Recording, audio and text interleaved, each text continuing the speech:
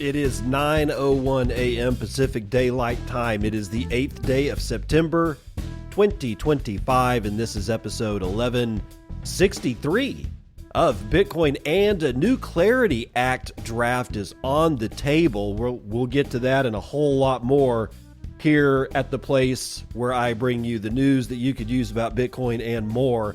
Nasdaq, they're looking for a rule change here. Looking for a rule change. Not going to be pretty.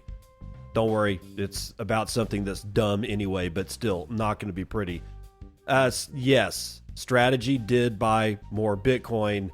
And then we've got a piece out of an outfit called Atlas 21 that talks about the possibility that Treasury companies might be in trouble. I don't know if they're talking about all Treasury companies or just some of the Treasury companies, but we'll get to it. And Ordinals is back in the news, and not in the best way possible. But honestly, I think it's going to end up being a paper tiger. It locks in with this whole Knots versus Core fight that's going on, which I'm getting real bored with this. I'm getting really bored with this. We've got, what else is here? Oh yeah. Solo mining is in the news, and the Bitcoin mining difficulty. Miners just don't seem to give shit one about what the price is. Let's get into it. From Bitcoin Magazine, Frank Corva, our good buddy, starts us off with new Clarity Act draft. Could shield Bitcoin and crypto developers from past liability. Not just liability in the present and in the future, but now past liability. Let's get into it. On Friday, the U.S. Senate Banking Committee released its latest draft of the Clarity Act, in which it proposes an amendment to 18 U.S. Code 1960A, stipulates that only crypto developers or providers that, quote, knowingly exercise control over currency, funds, or other value that substitutes for currency be treated as money transmitting businesses. What's more, this amendment would not only protect Bitcoin and crypto developers in the wake of a bill with this language included in its passing, but it would also protect said developers retroactively. A little bit of a grandfather clause there. In Section 501 of Section Title 5 of the draft, entitled Protecting Software Developers and Software Innovation, it states that, quote, this section and the amendments made by this section shall apply to conduct occurring before, on, or after the date of enactment of this act.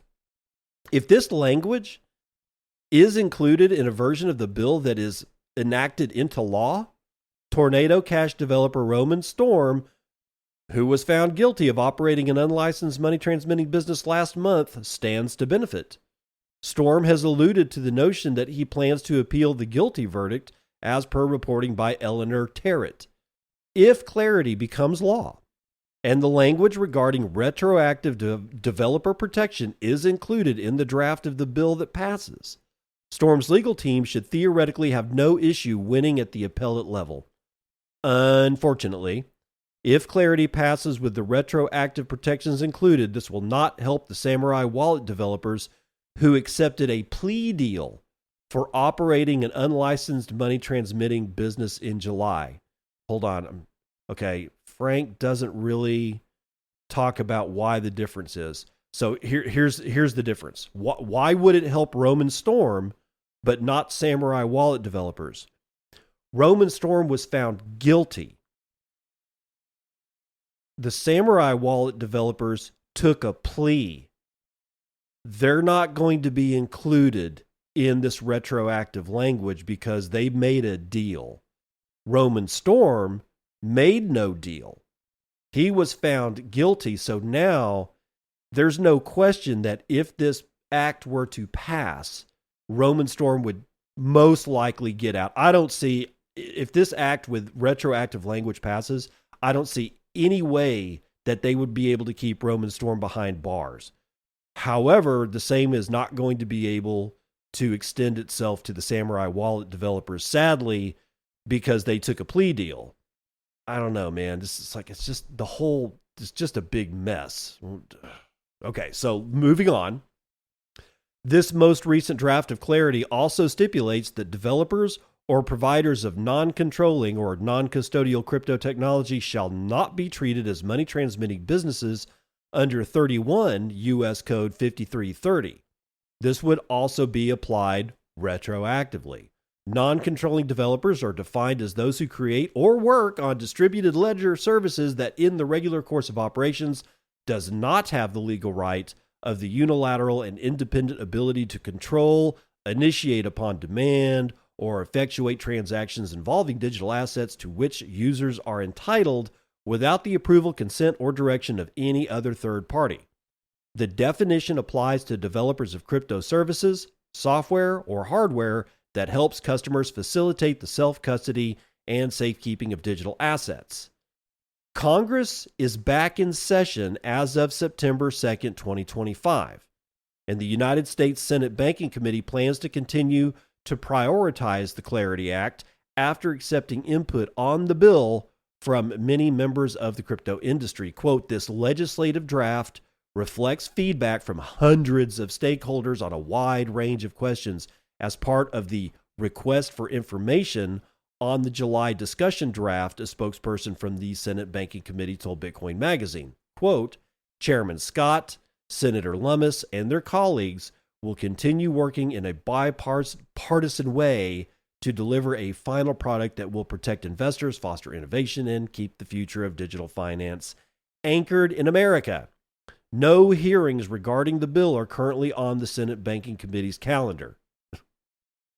Why not? You better get it on the calendar pretty quick before their calendar fills up, but yeah, whatever.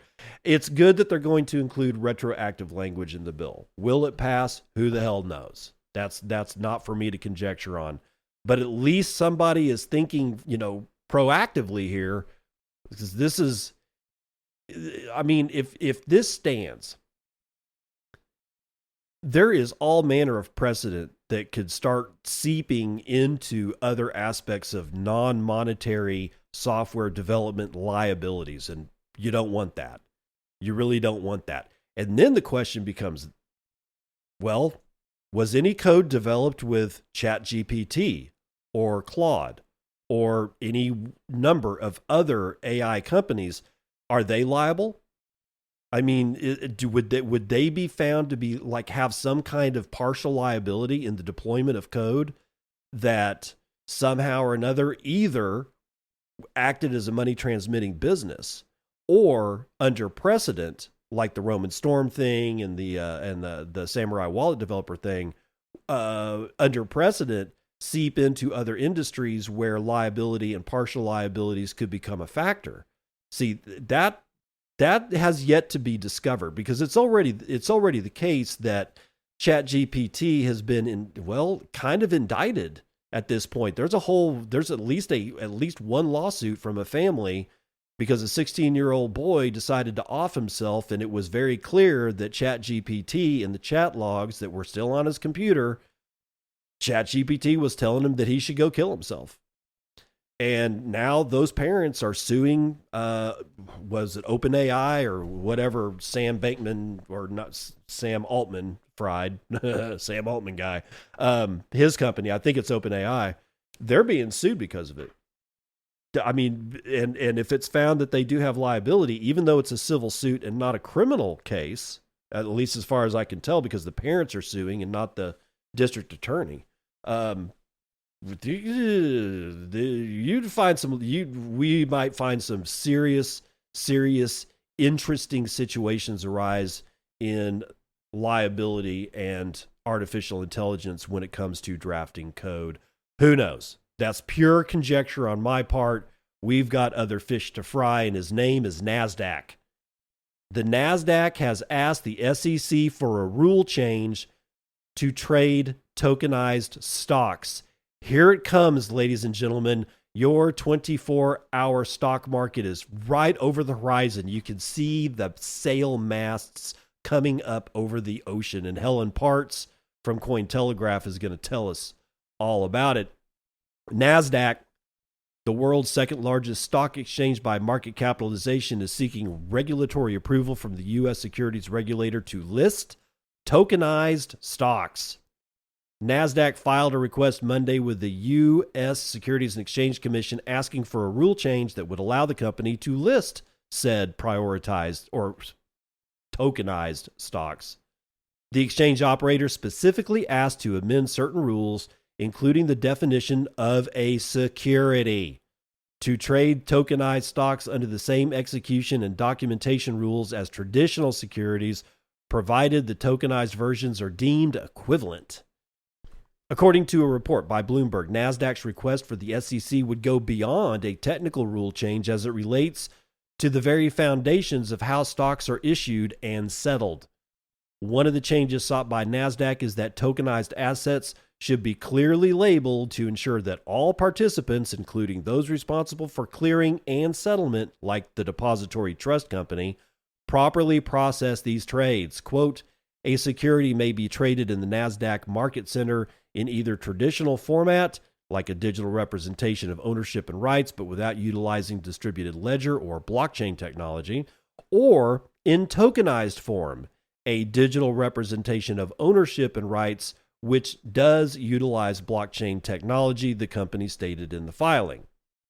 Additionally, Nasdaq also said that tokenized assets would have the same priority in which the exchange executes that order as it does with traditional stocks, and if approved, U.S. regulated exchanges, including Nasdaq, would be authorized to list tokenized shares on their platforms, which could boost liquidity for blockchain-based versions of traditional securities. It's going to be like Chevron or Royal Dutch Shell on the blockchain. Yay! In the filing, Nasdaq emphasized the importance of putting tokenized securities under the purview of established securities markets players, opposing it to listing on siloed trading venues where investors would have no consolidated sense of best market-wide prices. Quote, although tokenization technology presents novel capabilities by which to record evidence of securities ownership and transactions, the trading of tokenized securities can, and it must occur largely as Congress prescribed when it enacted the subsequently amended the Act, the company said, adding, that is a terrible sentence, by the way, and it doesn't make sense, but I can't read it any other way. That's literally what they said. Anyway, quote, such trading must occur in regulated markets, namely national securities exchanges, alternative trading systems, and at FINRA, the Financial Industry Regulatory Authority, regulated broker-dealers, end quote. Nasdaq also advocated for tokenized securities to be traded within the context of an interconnected national market system. Interconnected national market system. In addition to pursuing or pushing regulators to bring tokenization under the purview of established market players, Nasdaq expressed concerns about the growing number of offerings providing exposure to United States tokenized stocks in Europe. Quote, a few trading platforms are purporting to offer investors access to tokenized U.S. equities, but they are not providing investors with actual shares in U.S. companies. Wow. Nasdaq added, quote, instead, they are providing investors with digitally tradable rights to traditional digital shares that the platform themselves purchase and hold in their own accounts. These digital rights do not comprise the full extent of the rights to which owners of traditional digital shares are entitled, including voting rights. So, yet it's an IOU on a share of stock. This is ridiculous. Nasdaq's proposal came amid a growing trend for real-world assets globally, with many platforms choosing to list tokenized versions of U.S. investment products like Tesla shares or exchange-traded funds for users in jurisdictions like Europe. Quote, the reality is that users in the United States already have relatively seamless access to traditional equities like stocks and ETFs, Through well-established brokerage platforms, Alchemy pays Alona Sislik, told Cointelegraph in June, while commenting on the platform's partnership with back-end's equity tokenization platform called X Stocks. Quote, our mission with this product is to bridge the gap for users outside the U.S., especially in regions where direct access to such assets has traditionally been limited or unavailable, the executive said. So it's stocks on the blockchain, y'all. We went through a whole time of bananas on the blockchain. But here's the thing. Stocks on the blockchain actually make a hell of a lot more sense than bananas or strawberries on the blockchain.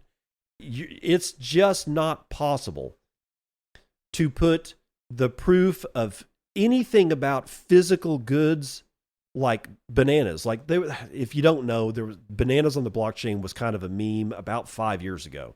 And it was around the time that it was blockchain, not Bitcoin. You heard suits all over the world talking about how they were going to tokenize everything. And one of the more idiotic manifestations of this idea was bananas on the blockchain. There was like a company, and it may have actually been Chiquita. I'm not exactly sure if it wasn't, but it was some banana company who was going to say, or that was saying that they were going to put the proof of origin of where the bananas were picked on the blockchain. And not only that, when they were boxed, when they were shipped, when they arrived, when they were distributed, all kinds of other information about a banana crop were going to go on the blockchain. And the problem is that you're simply trusting somebody to enter in the correct information into, for lack of a better term, a transaction that is coded, or I guess hashed or something like that, to the particular product, like a lot number, say, of these Chiquita bananas that came from, I don't know, Guatemala or something like that. It's impossible. Gold, same way. Silver, same way. Papayas, same way. Celery, nope. Yeah, none of this. You can't digitize this mass, this physical mass that you can hold in your hands that has weight. You cannot digitize that and put it on the blockchain. However, with stocks, that becomes very much different. That you can do. You very much can do that. And it is coming, and we are looking square in the face what will eventually become 24-hour, 7-day-a-week markets on everything. On all stocks, on all equities, on all derivatives, everything will be traded 24/7. And if you think people were destroying their health as being a derivatives trader now, oh, Nelly, you ain't seen nothing yet. And it will probably be the guys trading strategy stock, because strategy just bought another $217 million more of Bitcoin after the S&P 500 gave him the heave-ho.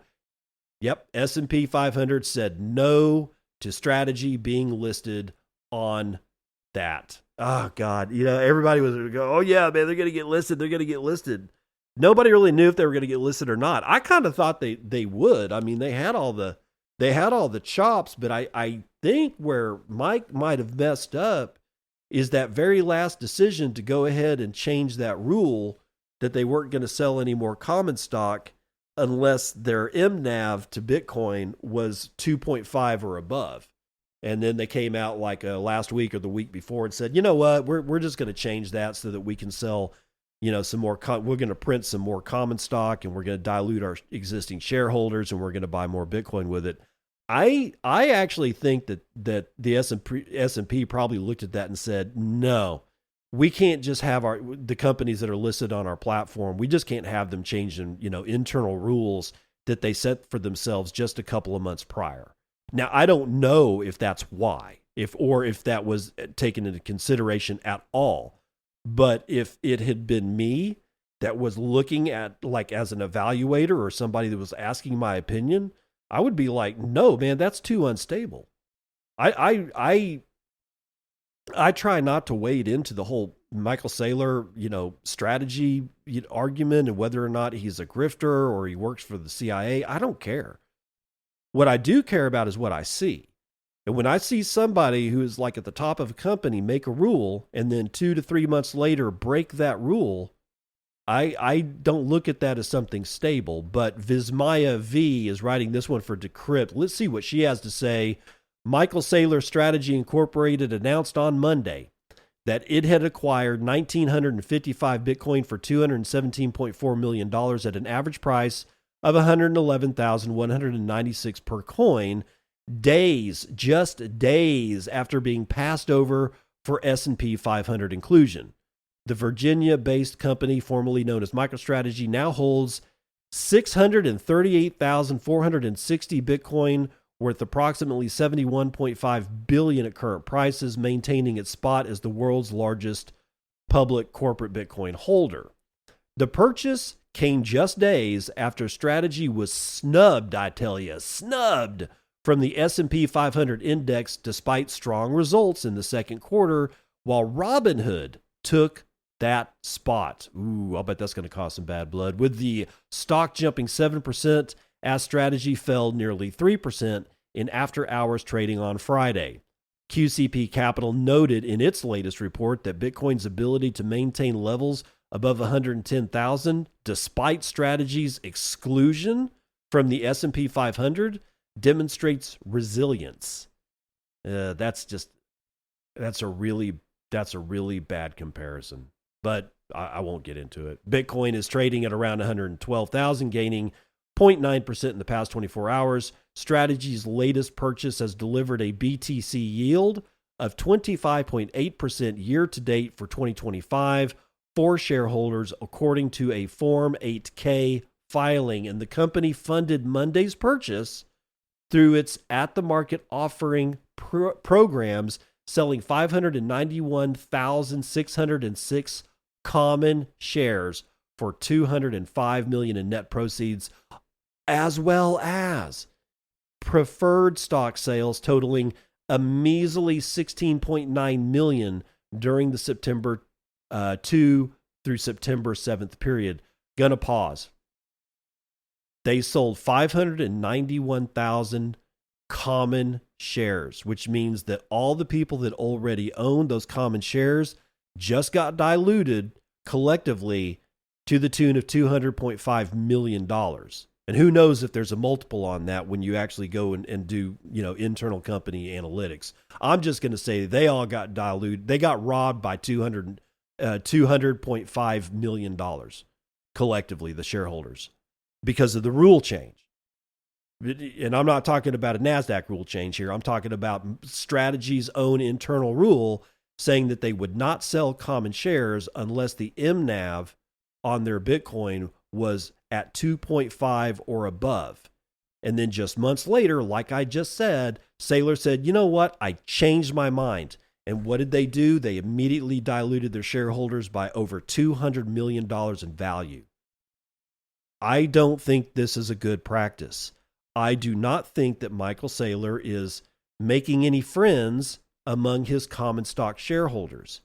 Also to note, he sold $200 million worth of common shares, and only 16.9 million of these preferred stock like Stride, Strike, Strife, and that other fourth one, I can't remember what it is, doesn't matter. The 200 million of common share sale dwarfs the preferred stock sale.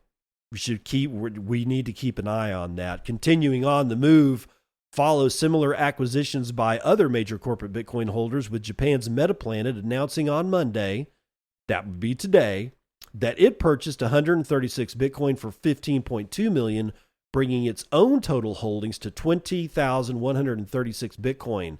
And here's my favorite part of the story.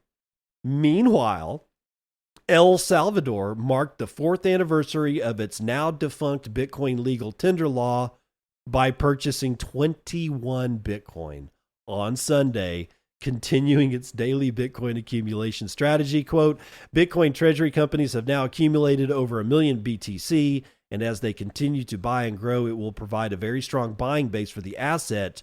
Pranav Agarwal, I can't pronounce the name, independent director of Jet King Infotrain India, the country's first listed Bitcoin treasury company, previously told Decrypt. Strategy stock closed today at, closed today? No. This must have been a story done on Friday. Anyway, it closed, I guess, on Friday at the end of the market at $335.87, which was up 2.53%. Let's get back to this El Salvador bit. How come we still, at this point, do not know what the hell's going on with El Salvador? There's several questions here. One, are they really buying the Bitcoin? I don't know. I mean, all evidence seems to point that way, that they are actually doing it, but transparency is still not as transparent as it needs to be. Two, I thought the IMF told the world that El Salvador had stopped buying Bitcoin not once, not twice, but on many, many, many occasions. Yet we have no clarity about that either. El Salvador themselves has not said a thing at all about the IMF telling the world that El Salvador has stopped buying Bitcoin. They do tongue-in-cheek, like they jab a little bit, they make innuendo a little bit, but they don't have a strong statement as to I just want Bukele to come out and make this statement or something like this. We understand that the IMF is telling the world that El Salvador is no longer purchasing Bitcoin. I can tell you with all my heart that that is insanely untrue. We are indeed buying Bitcoin. This is how much we're buying. And the reason that we think the IMF is telling you this is, I don't know, XYZ. But we don't get these statements. This entire relationship between Bitcoin, El Salvador, and the IMF is so murky as to have me going, until somebody makes a statement, I don't know what to think about this. I do know that I probably want to do it with, if I am going to think about it, I'm going to do it with a glass of wine from Peony Lane Vineyards. Circle P is open for business. The Circle P is where I bring plebs with goods and services to other plebs just like you who might want to buy said goods and services with Bitcoin. And you can buy your wine from Peony Lane Vineyards with Bitcoin. Just go to peonylanewine.com. That's peonylanewine.com. PEONY lanewine.com. And you can buy Bitcoin boxes. You can buy like the C box, which has 4 Malbecs, 4 Cabernet Sauvignons, and 4 Estate Pinot Noirs. Now, Chef Tommy on Nostr gave one of the most incredible reviews of that Estate Pinot Noir I've ever seen. And I have a tendency to trust chefs when it comes to taste, even though they're not tasting food, they're tasting wine. A chef knows you're going to pair wine with food. And if Chef Tommy is saying these things about Peony Lane's Estate Pinot Noir, you could probably take that to the bank. So go ahead, go to peonylanewine.com, use the code Bitcoin, and in the coupon code box, you won't get a discount, but it will allow Ben Jessman, the purveyor of these fine wines, to understand that I was able to make him a sale, and it will be up to Ben as to whether or not he wants to engage in value for value and cut me in on some of that sweet, sweet Satoshi on those sales. Because again, you can buy it with Bitcoin. If you're not selling your goods and services in Bitcoin, you ain't in the Circle P. Now, Bitcoin treasury companies are in trouble. NYDIG forecasts market turbulence, and this is out of atlas21.com. According to an analysis by the New York Digital Investment Group, or NYDIG, the Bitcoin treasury company sector could face a particularly turbulent period in the coming months. Greg Cipollaro, NYDIG's global head of research, highlighted how the gap between the stock prices and the net asset value, or the NAV, of major Bitcoin accumulating companies such as Metaplanet and Strategy continues to narrow, despite the asset reaching new all-time highs. Cipollaro noted that the causes for this compression are multiple. Investor anxiety over upcoming share unlocks that will increase market supply, you can read that as dilution, changes in corporate objectives by management teams, you can read that as Michael Saylor changing the rules that he set for himself not more than a quarter ago, Changes in corporate objectives by management teams, tangible increases in share issuance, investor profit taking, and limited differentiation across Treasury strategies. Read that one again. There is limited differentiation across Treasury strategies. Everybody is just doing what Michael Saylor's doing. There's no real differentiation. Everybody's just saying, we'll sell share, we'll take our cash, we'll buy Bitcoin. Then we'll say, okay, now we've got this Bitcoin on our balance sheet. We're gonna make up a new debt instrument, and we're gonna call it Strike, and we're gonna sell that as a preferred stock with a coupon attached or something that makes it seem like really nice and shiny, and then people will buy that and will buy more Bitcoin, and then now you've got a cycle, right? The only company that I know of, and it's a Bitcoin mining company. I talked about it either last week or at the end of the week before. Is a mining company that is able to mine Bitcoin and use that Bitcoin as essentially already on their balance sheet, and then actually generate these debt instruments so that they can use that cash as they sell it to buy more Bitcoin. So they would have two inflows of Bitcoin, one from actual production of Bitcoin, and two from the, taking Michael Saylor's playbook. That is different than what Just Strategy or MetaPlanet or 21 or any of these other guys are doing. So this market differentiator, that's going to come up because people want excitement in their lives, and they don't want to do what they could do with 15 other different companies. Anyway, it doesn't matter. According to NYDIG's global head of research, a bumpy ride may be ahead for corporate treasuries, as many are awaiting managers or financing deals, awaiting mergers or financing deals to go public, which could trigger a substantial wave of sales from existing shareholders. The expert emphasized that many companies in the sector, including Kindly MD and 21 Capital, are trading at prices equal to or below their recent fundraising values.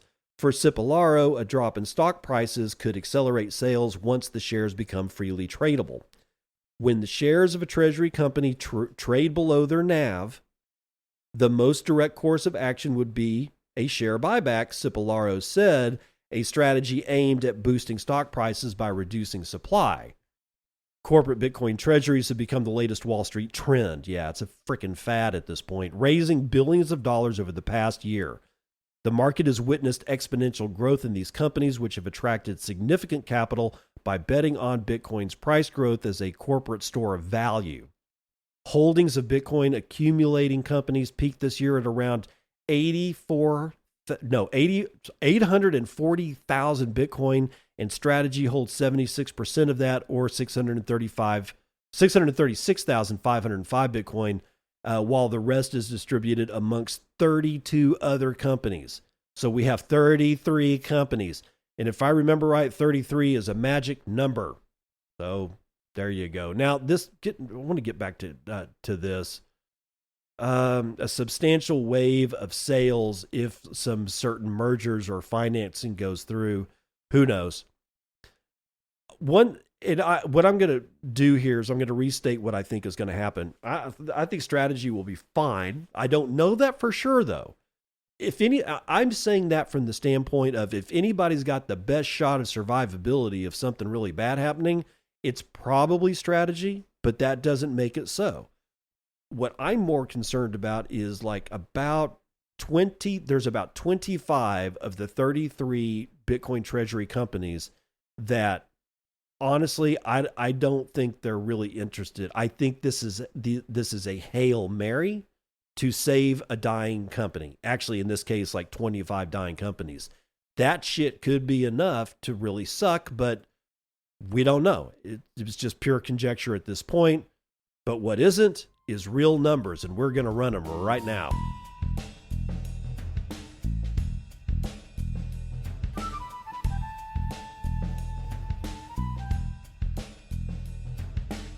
West Texas Intermediate oil is up 0.73% to 62.31. Brent North Sea up 0.84 to 66.05. Natural gas up 1.5%, back above 3 to 309 per 1,000 cubic feet. Gasoline is down almost a half to $1.09 a gallon. Merbon crude, everybody's favorite crude oil, light and sweet as it is, 1.37 to the upside, $69.01.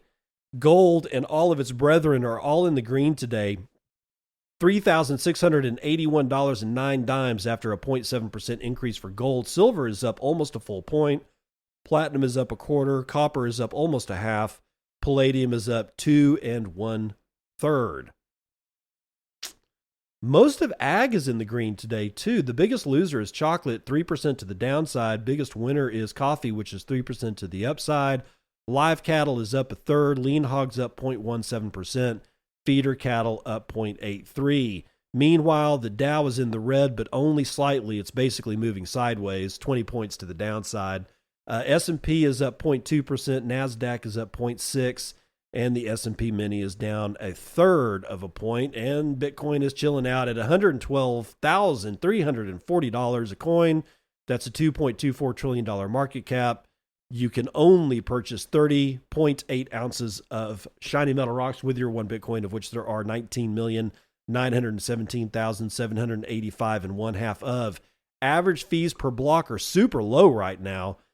We had basically nothing in mempools around the world all weekend long. Now it's kind of filled up, but 0.02 BTC taken in fees on a per block basis. There are 30 blocks carrying 80,000 unconfirmed transactions around the world, waiting to clear at high priority rates of 2 Satoshis per VByte.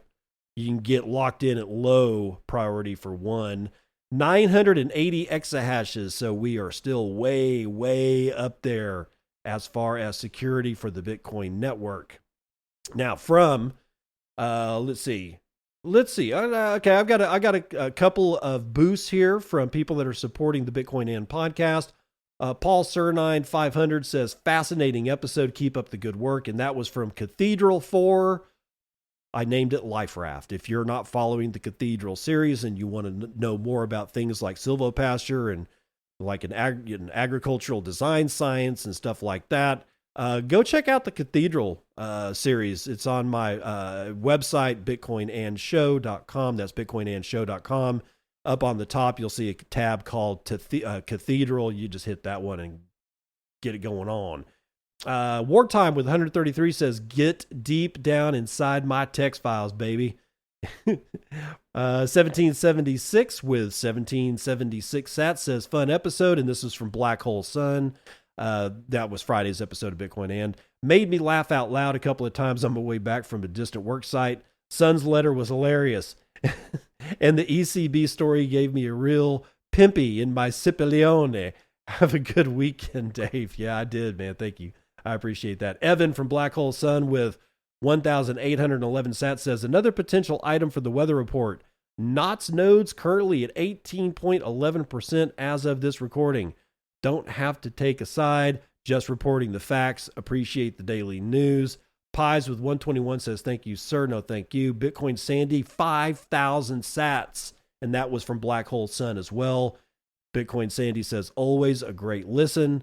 Jub with 1,000 from Black Hole Sun says, tell your cat I said freaking cat. And that seems to be it from the boost.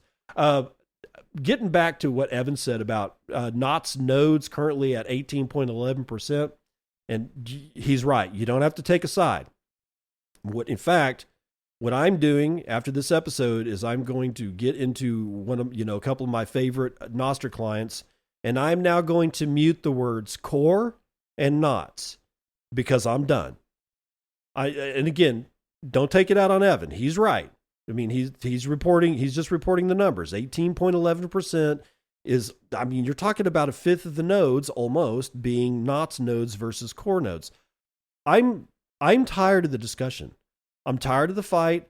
I went to Twitter this morning and all it was the Coronados and the Nazis talking over each other and slandering each other and saying really vile shit to each other. And I'm just done.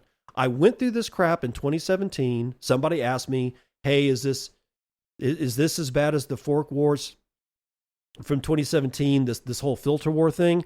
No, it's not. It has the potential to get really bad, But it's nothing. This is nothing like the fork wars of 2017. So at least we got that going for us. That's the weather report.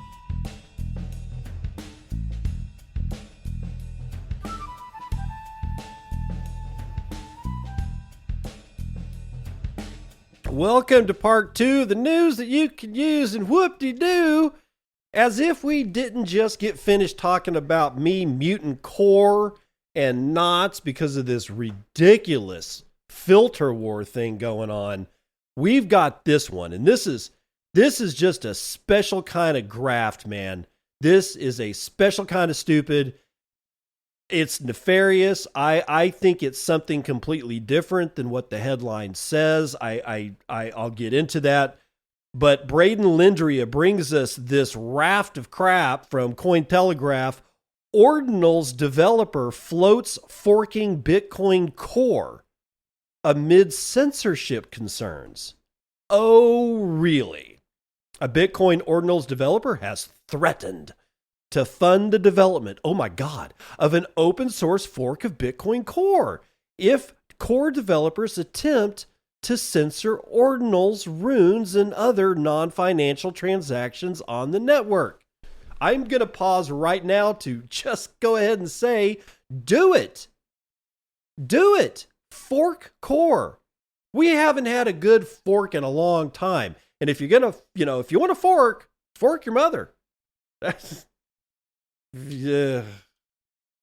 This is ridiculous. The open letter on X from Leonidas, host of the Ordinal Show, on Saturday comes amid a hot war between members of the Bitcoin community as to whether Bitcoin node validators should prioritize peer-to-peer financial transactions and censor, or at least ignore, large data transactions such as pictures, videos, or documents, which critics claim to be spam. Leonidas warned of a dangerous precedent and said that any tightening of policy rules or censorship of ordinals and runes transactions would trigger decisive action. Oh my God, decisive action. I love this. This is great. Quote, if necessary, the dog army, D-O-G, I guess that's like a digital ordinals god, whatever. The dog army will fund the development and maintenance of an open source fork of Bitcoin Core that strips out nearly all policy rules, and that thousands of people will run to make it abundantly clear that Bitcoin is and must always remain censorship resistant. His comments followed remarks from Blockstream CEO Adam Back, who is one of many Bitcoiners who believe these transactions are spam and should have, quote, no place in the time chain, end quote. Bitcoin Knots, an alternative to Bitcoin Core, has been growing in popularity over the past year. It went from 67 nodes in March of 2024 to over 4,380 today, representing more than 18% of the network. The rise has come ahead of Bitcoin Core's version 3 release scheduled for October the 30th, which will remove the 80-byte limit on the op return function, allowing for significantly more media filed? Wait, this is a weird sentence. Allowing for significantly more media filed to be stored on chain. The letter from Leonidas came from fears that they may overturn the update. Those siding with Adam Back include Ocean Mining creator Luke Dash Jr. and Satoshi Action Fund CEO Dennis Porter. Leonidas argued that the Ordinals and Runes ecosystem have contributed over $500 million in transaction fees to strengthen Bitcoin security, something which has become an increasing concern as the Bitcoin mining block subsidy continues to have every 4 or so years. He added that he's spoken with Bitcoin miners representing over 50% of Bitcoin's hash rate and said that they would continue to accept any transaction provided the fees are competitive. Relying on fees from Ordinals transactions has proven to be tough, however, with activity showing clear seasonality. On August the 31st, Bitcoin miners made just $3,060 from ordinals, a tiny fraction of the daily record $9.99 million that it raked in on December 16th, 2023, according to Dune Analytics. Even in 2025, the strongest daily total hasn't even topped 1 million, suggesting ordinals aren't taking up as much block space as they used to. Yeah, because essentially ordinals are dead, and this article is now over, but I'm not done talking about it because this is all bullshit. First of all, there is no credible evidence that Bitcoin Core is thinking about reneging on their promise to remove that op return size limit.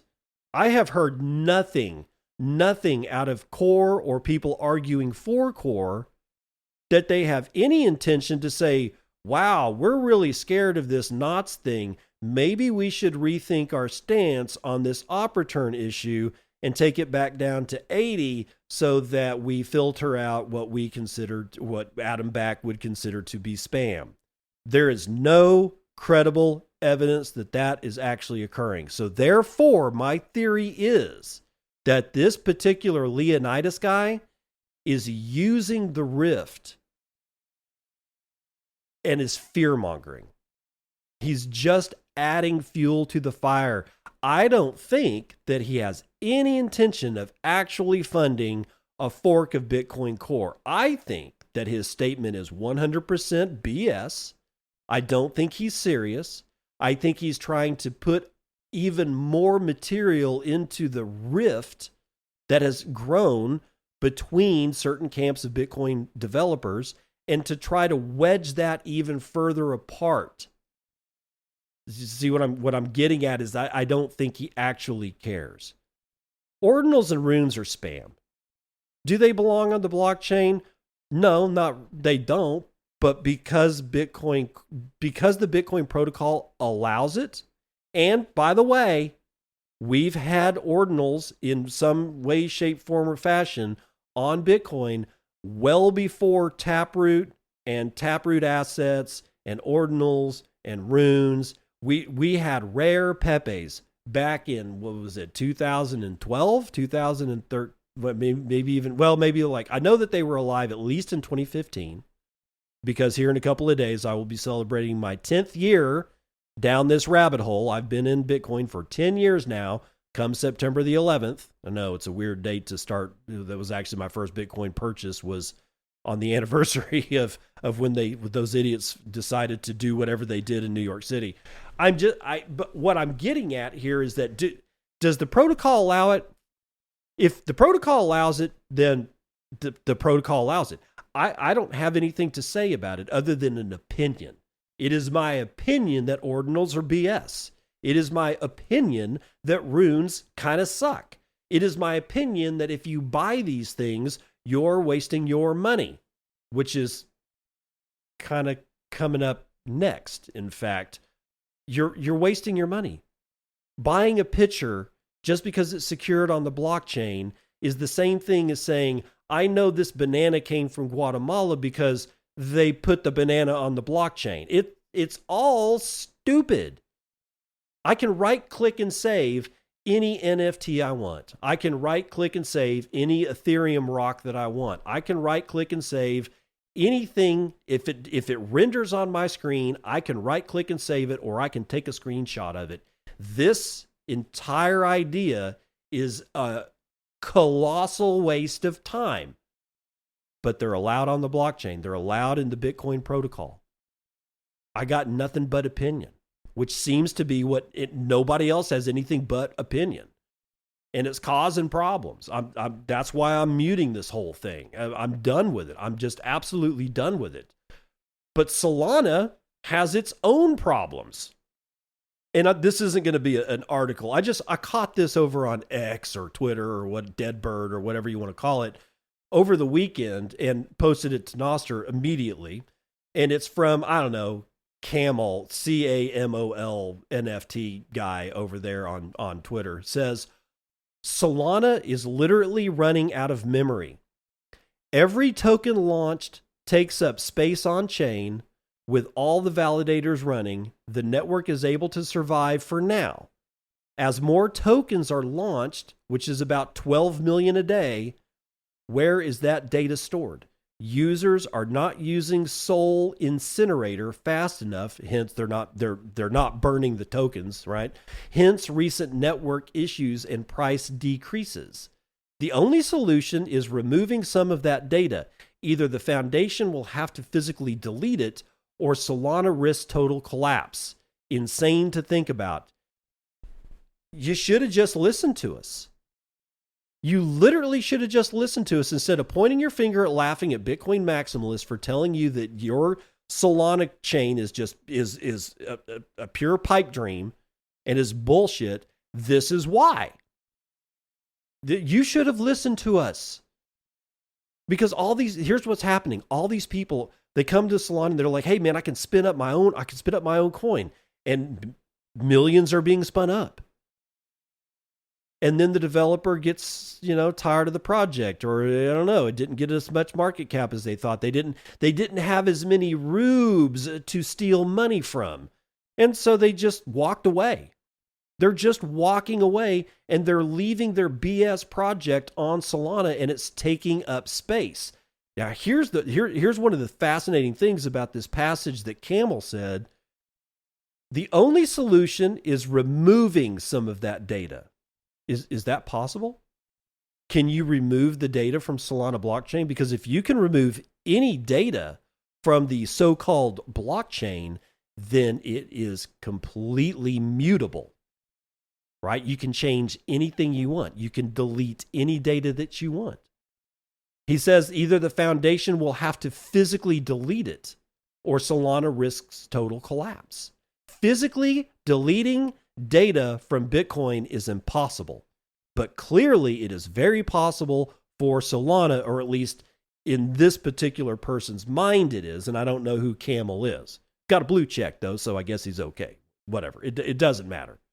But then I saw another post on Twitter, and it was a guy explaining a story about him buying one of those Bored Ape Yacht Club NFTs back in the day. I don't know if you're new to Bitcoin, you may not have known, but these are the non-fungible token things that I was talking about earlier. I can right click and save them.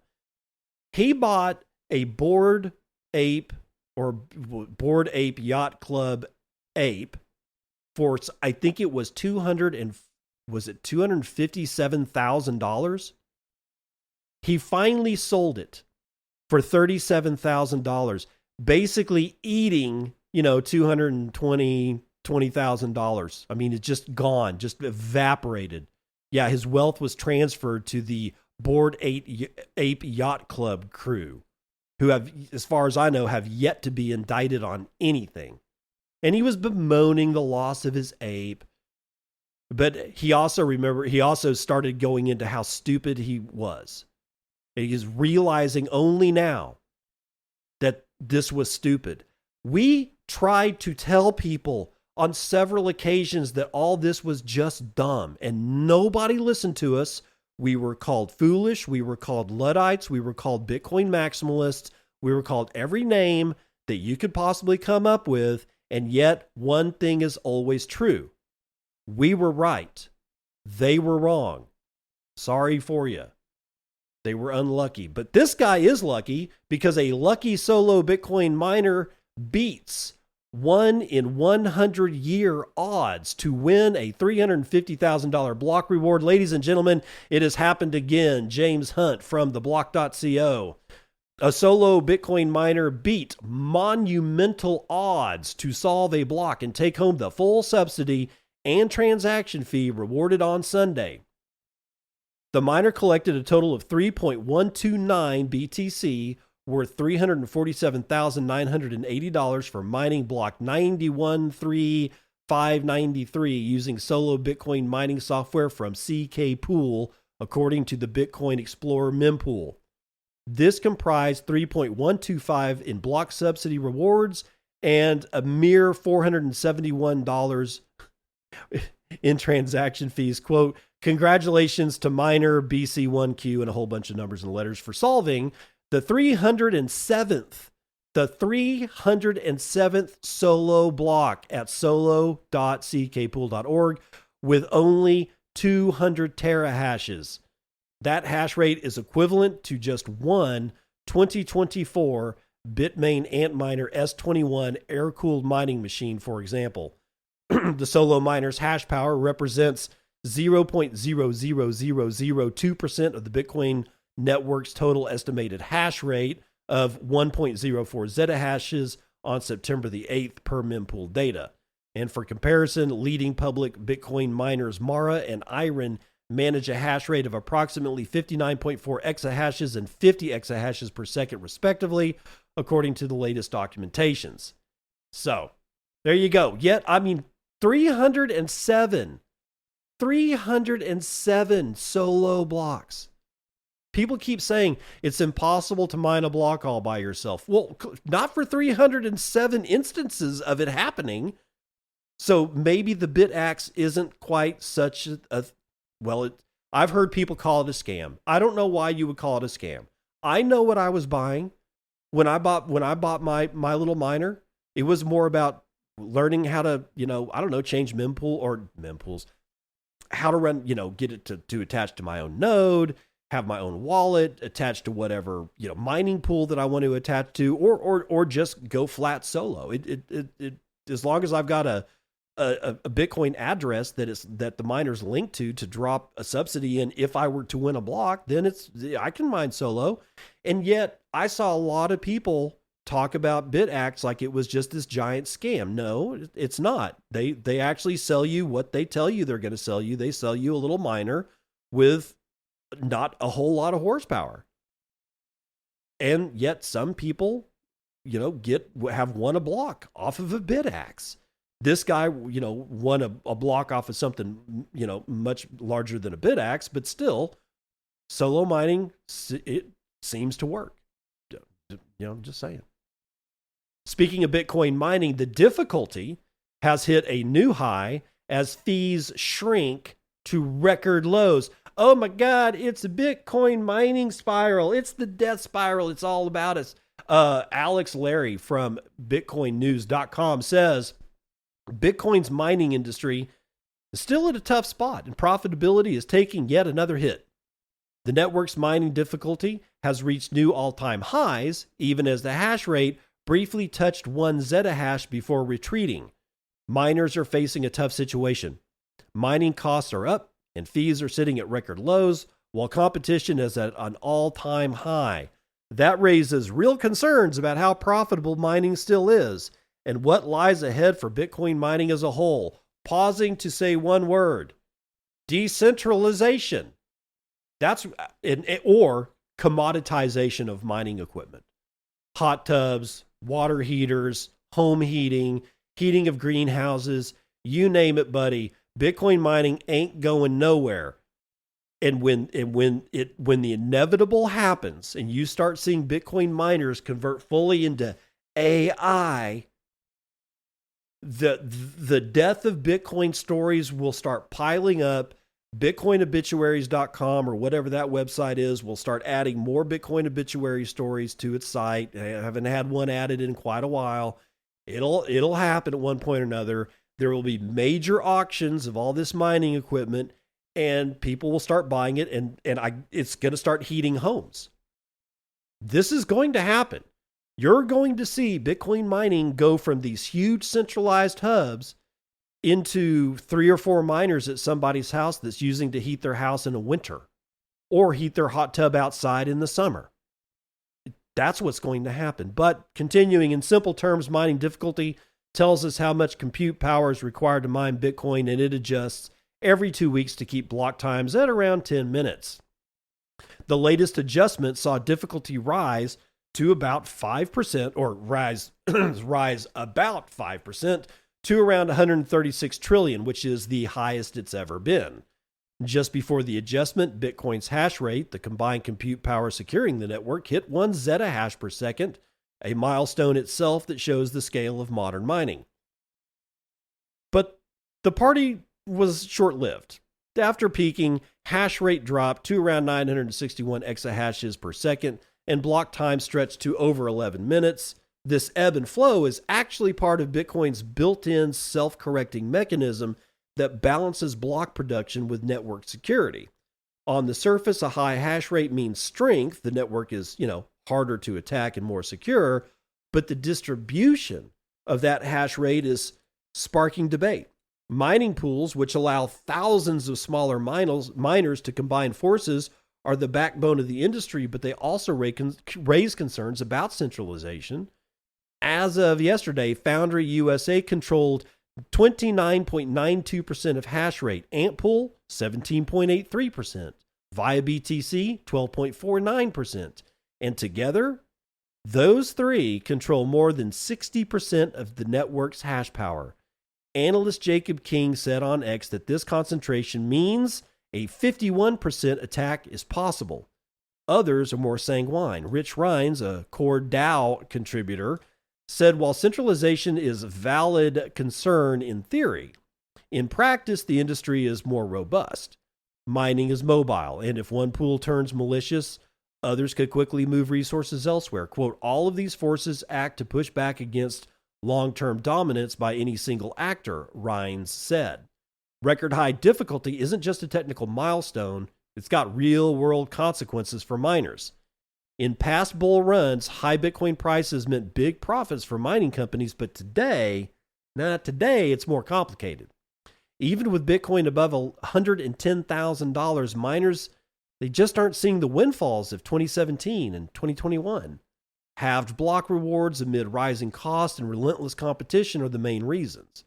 According to analysts, transaction fees, which are used as a source of income, have been low since 2022, and now they've reached their lowest levels in over a decade. That leaves block rewards as the only reliable revenue source, and miners have to constantly upgrade to the latest and greatest hardware just to stay competitive. That's the end of the article. Again, I reiterate my prediction that we're going to see mass commoditization of the Bitcoin mining ASIC chips into things like heating industrial spaces, heating homes, heating greenhouses, heating hot tubs. Hell, I could run an aquaponics system and use that mining heat to heat the water to make sure that the fish don't freeze in the wintertime.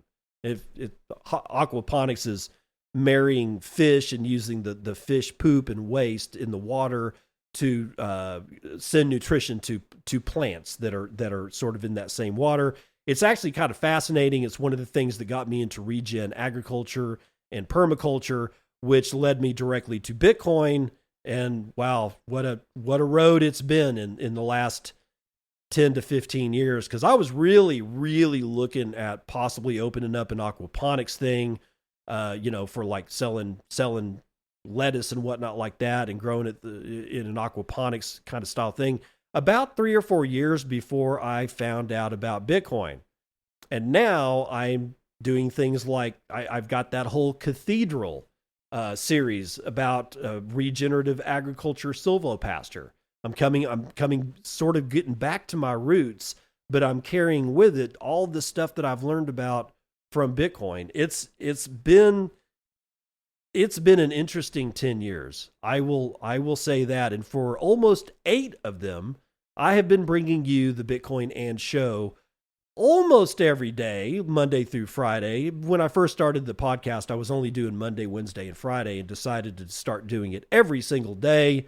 And I really haven't looked back. So if you enjoy the show, if you want to help support the show, help support me do what I do, sort of take some of the anxiety off me for doing this every day, then throw me some fat, heavy zaps over on Fountain or any of the Podcasting 2.0 applications that support streaming sats or boostograms. Or you can throw me some fat zaps over there on Nostr. I've got a Geyser account. I've got a Patreon account. If you really want to support the show, you buy an annual subscription to my website, bitcoinandshow.com. That's bitcoinandshow.com. It's $50, man. I do this 5 times a day all year long, except sometimes I'll take a couple of vacations. But for the most part, I'm here sitting right next to you as your co-pilot, as you're going to work, coming home from work, hanging around the garden, washing dishes. I'm in your ear, man. I'm in your ear. Throw me some sats. Throw me some sats. I'll see you on the other side. This has been Bitcoin and I'm your host, David Bennett. I hope you enjoyed today's episode and hope to see you again real soon. Have a great day.